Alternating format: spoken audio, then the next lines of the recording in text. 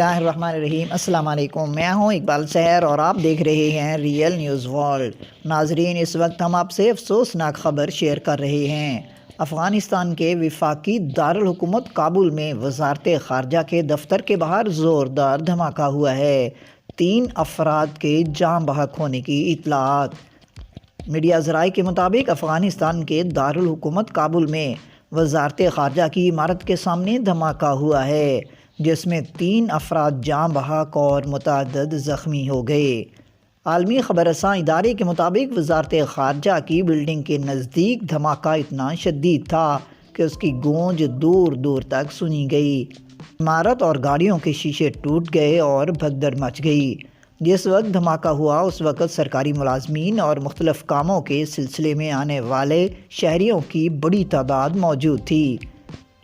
ذرائع کے مطابق جاں بحق ہونے والوں میں عام راہ گیر شامل تھے۔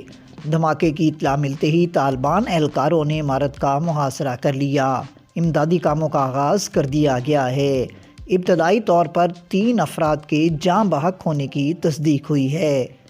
دھماکے میں درجن سے زائد افراد زخمی ہوئے، جن میں سے 6 کی حالت نازک بتائی جا رہی ہے۔ تاحال دھماکے کی نوعیت کا تعین نہیں کیا جا سکا، جبکہ کسی گروپ نے دھماکے کی ذمہ داری قبول نہیں کی۔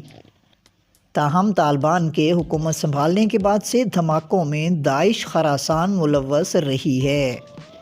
مزید اپڈیٹ کے لیے ہمارے ساتھ وابستہ رہیں۔ اگر آپ نے ہمارے چینل کو سبسکرائب نہیں کیا تو پلیز کر دیجئے اور بیل آئیکن کو پریس کرنا مت بھولیے تاکہ ہماری نئی ویڈیو کا نوٹیفیکیشن بر وقت آپ تک پہنچ سکے۔ کامنٹ باکس میں اپنے خیالات کا اظہار کیجئے۔ اللہ حافظ۔